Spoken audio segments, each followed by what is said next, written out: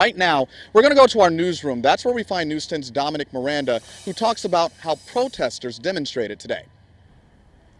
Well, from my perspective today, protesters against the death penalty were out in full force again. Now, we haven't heard much from those who are in support of capital punishment. But again, today, those from Terre Haute and those from across the United States gathered at the intersection of US 41 and Spring Hill Road on the south side of Terre Haute. They began their protests on the side of the road around 2:45 this afternoon. And this is what I found particularly interesting. Dustin Honken's daughter actually stopped by the protesting site. Protesters tell me she expressed her immense appreciation for their message and what they were doing. Now, I spoke with co-director of the national organization Death Penalty Action, Abe Bonowitz. He told me there are better alternatives to federal executions that serve the same purpose.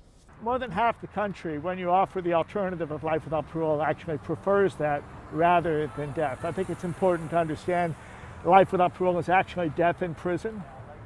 You know, it's not a picnic, but it's what the vast majority of murderers get. And we know that we can be safe from dangerous offenders and hold them accountable without executions.